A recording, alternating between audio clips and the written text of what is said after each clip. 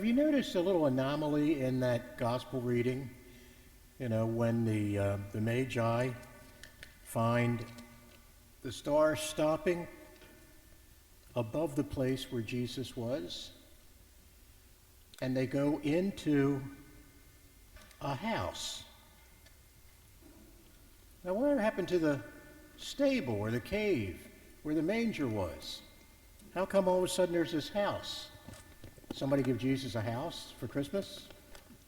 The idea is that this has happened even though we often have in the gospel narratives the shepherds and the Magi kind of all coming together along with all the angels. The idea is that the Magi came later, maybe as much as a year or two later. And by that time, the family had moved from the place where they had to go to out of the emergency to give birth that came upon Mary, to being a little more settled.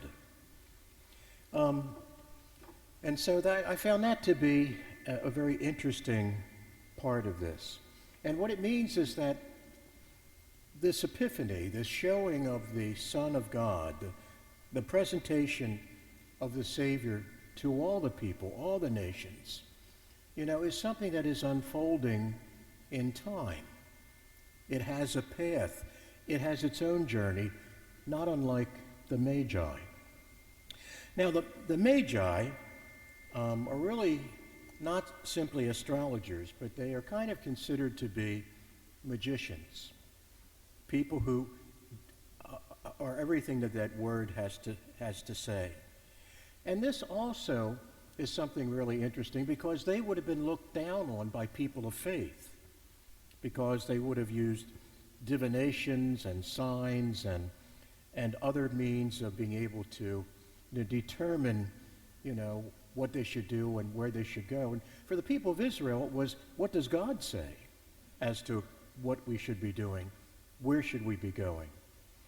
And so for the idea that we often think of them as kings, but for the idea for these fabled magicians, these magi, these wise men, who were held in dishonor among the faithful people of Israel, it is that even those who are out of favor with those who are part of the land of Israel and of the genealogy of Jesus Christ, the King, they themselves are also accepted.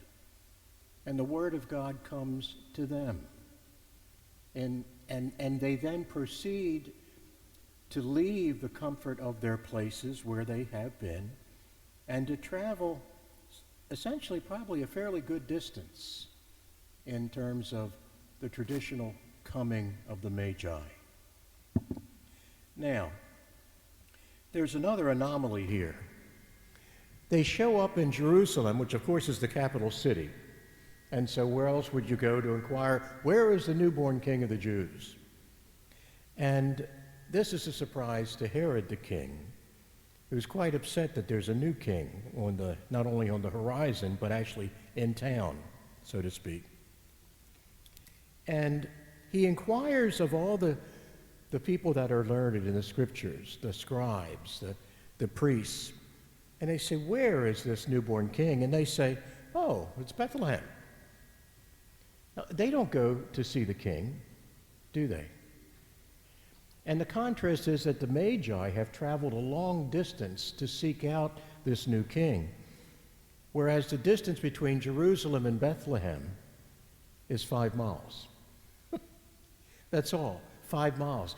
You could walk from Jerusalem to Bethlehem. And so the wise men, the Magi, are considered to be wise because they're able to discern, what is important. And they then are willing to leave the comfort of their palaces, their kingdoms, or their country, and travel at that time was something that was arduous, dangerous, difficult. People only did it when they had to. And if they had to travel a great distance, they generally put their affairs in order before they went.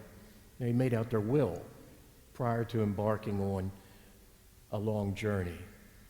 And I think that's probably why I think the word travel and travelers comes from the French word travail, meaning work. So here we have the contrast between the wise men and the people that are settled in Jerusalem. King Herod, the scribes, the Pharisees, the priests. The wise men follow the star. The scribes and Pharisees follow the scriptures. But when the scriptures have ascertained to them where the newborn King of the Jews is to be, they do not leave where they are.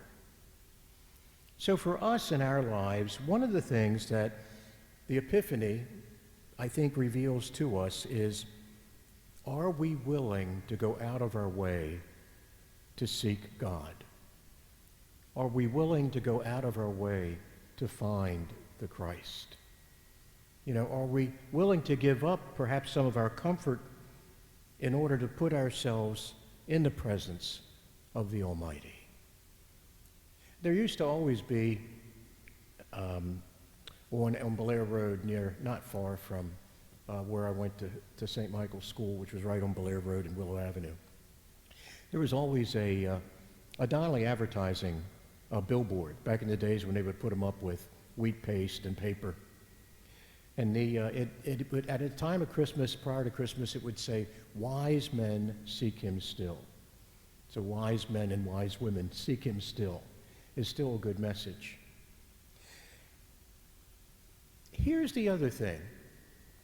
Remember, this is all unfolding in time. It's probably maybe a year or two since the birth of Jesus. The child is now in a house, not a stable in a manger. And then what happens is an angel appears to Joseph in a dream and saying, "Herod is seeking the life of the child. Flee to Egypt." Now, this would have been contiguous with the arrival of the Magi and then their departure. And what were the gifts that were brought? Gold, frankincense, and myrrh. Now, each one of those is quite valuable in its own right. But for a family that has to pick up suddenly and leave, they cannot take all their possessions, whatever they may have been. They have to leave things behind. But gold, frankincense, and myrrh are not only valuable, but portable. And it is surmised that they could have been things that Joseph, while fleeing with the child, Jesus, and his mother, Mary, into Egypt, could have used these to sell along the way, to buy provisions, or to take care of their passage. I imagine that the Magi, in giving those gifts, could have never had in mind that the king to whom they would pay homage, Jesus, would suddenly become an immigrant, a refugee, someone fleeing persecution and death. And we know that Herod sought the death of all children from the age of 2 and down.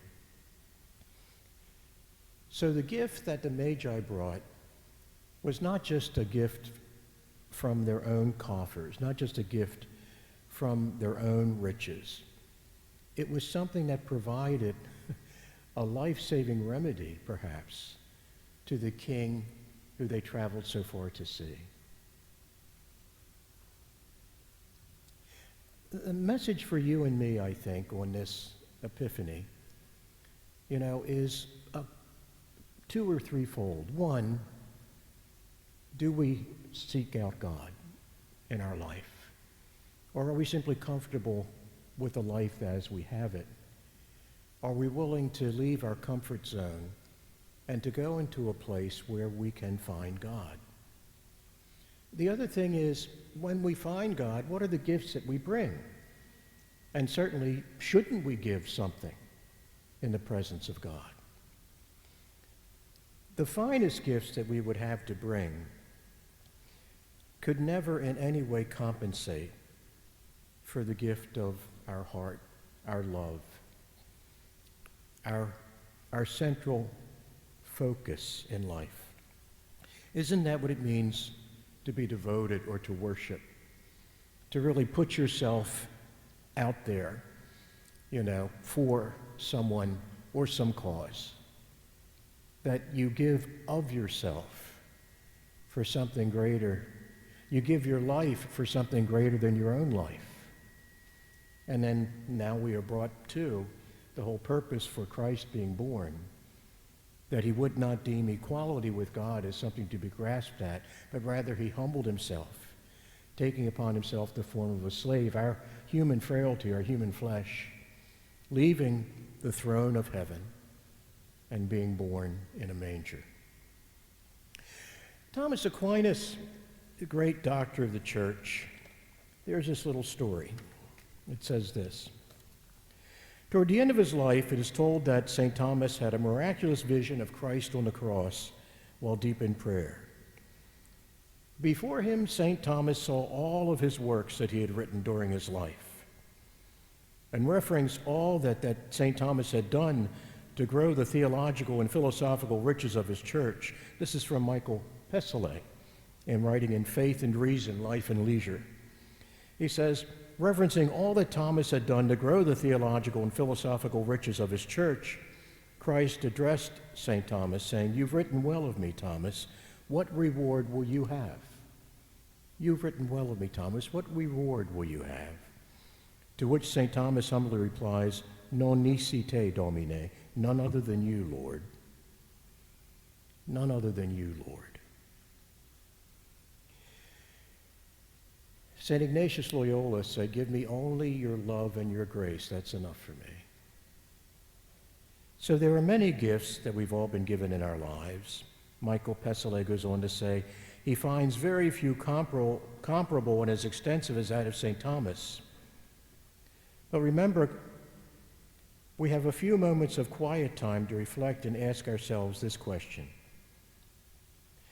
The gifts, the accomplishments, the talents, social status, interpersonal prowess, etc., are all but tools that have been given to offer God all his rightly deserved glory. But they are only that, tools, a means to something. And so there are times when God allows these gifts to be taken away from us so that he can ask a similar question of us. What does God want of us? And what will he ultimately ask of all his saints is if we ultimately desire him above all else. And then that brings us to the central meaning of the Epiphany, the revelation of God to the nations. It is a light to all the people. All the nations on earth shall adore you, Lord. And this is to be a gathering together of everyone. So now there is no longer, as St. Paul would say, slave or Greek, Jew or Gentile. We all are called to one worship in the giving of our lives for the love of God. We are all called to one worship, to bending our knees, to giving our lives in the love of God. And Jesus, then again, also stepping aside from all the prescriptions and prohibitions that are in the law, Moses and the Torah and the prophets, he says there are two things. He says, love God with all your heart, all your soul, all your mind, all your strength, and love your neighbor as yourself. In breaking down the barriers that we have set up between ourselves and others, we then give ourselves the freedom to travel further in our finding God. Because it then means that all of God's children are open to us to reflect the face of God. So Epiphany is not just the wise men traveling. It really has to do with what are you and I doing with our lives? You know, have we divided our lives into those we know and those we don't know, those we care for and those we don't care for? have we really extended ourselves to go and seek the face of God in one another, and to give gifts that then, like gold, frankincense, and myrrh, are life-saving? I'd always thought of the gifts as simply being symbolic. Gold, the treasure of a king, for truly Christ was the King of Kings. Frankincense was used in the temple to show the ineffable presence of God.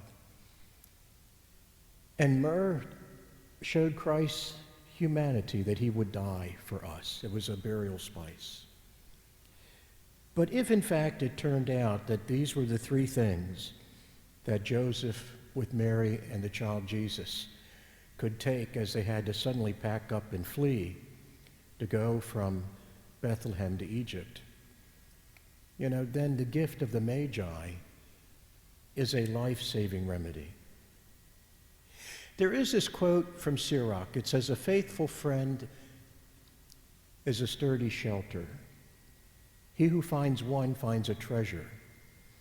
A faithful friend is beyond price. No sum can balance their worth. A faithful friend is one such as he or she who fears God finds. For they who fear God will behave accordingly, and their friend will be like themselves." In a world that continues to strive to continue to build up barriers between people and chooses to pick the ones that are in and the ones that are out, the ones that are entitled and the ones that are cast out, surely this is not what God intended. And in the very beginning years of the journey of the Word made flesh, the Christ, we see a model for us millennia later that still speaks to us. And I think that's why that little billboard, "Wise men and women seek him still," shows us the true wisdom of the Magi. They were willing to leave to seek the face of God. When they found the Lord, they gave of themselves. And then they went back, probably never knowing how life-saving those three gifts were. So for each of us, we have no idea, perhaps, what our life ultimately means. But I believe it is meant to be a gift from God to us, and then a gift back from us to God. And because the only way we can possibly come close to God is in a love for one another. Happy New Year. Have a great year ahead of you. I'll tell you a funny story. Prior to the new year beginning, the last day of the old year, and I said this at one of my masses, but I don't think you've heard it. I said, I'm going to go to the supermarket and I'm going to get some tuna salad. And that's all I'm going to get. And so I didn't get a shopping cart, I didn't get a basket. And I went to the deli counter and got a pound of tuna salad in this plastic container with the top on it. And then I'm getting ready to leave, and I said to myself, wait a minute, I really need to get some eggs. And so I went and got a dozen eggs. So I have the container of the tuna salad, and I have the dozen eggs. And I said, I should get a little bit of cheese to go with the eggs, so when I make an omelet, I can have some cheese in it. And then I thought, we've got a fireplace, and we don't have any wood stacked up. I'll get a log, one of those little, sawdust logs that will burn for about 3 hours. And then I said to myself, I was getting the one, maybe two. And so I'm in the aisle of the Safeway, and I've got now piled on top like a Tower of Babel, the tuna fish in its container, the eggs under the tuna fish in its container, the cheese under the tuna fish, the eggs under the cheese, and the two logs underneath the eggs. And as I begin to move towards the counter to pay for them, they start to slip. And I'm realizing that I'm going to lose the tuna fish, and even worse, all the eggs, and make a horrible mess. And I'm getting ready to call to someone to say, could you please come and help me? And then I looked on the floor and I saw a little circle that said, please stay 6 feet apart from everyone. And I thought to myself, if this isn't the darndest thing. But it turned out that I did lose the tuna fish, but the container, even though it became deformed, it didn't pop open. And I managed to scoop this up and managed to make it to the counter. And that was just one small little journey. It was fraught with its own peril, but I survived it. And perhaps the most important thing we can do in our lives is to remember that any journey we go on, God is looking out for us. I don't mean he saved me from the eggs and the tuna fish, but I mean, sometimes things turn out better than we think they're going to turn out. And that's the way I'm looking at the new year as well.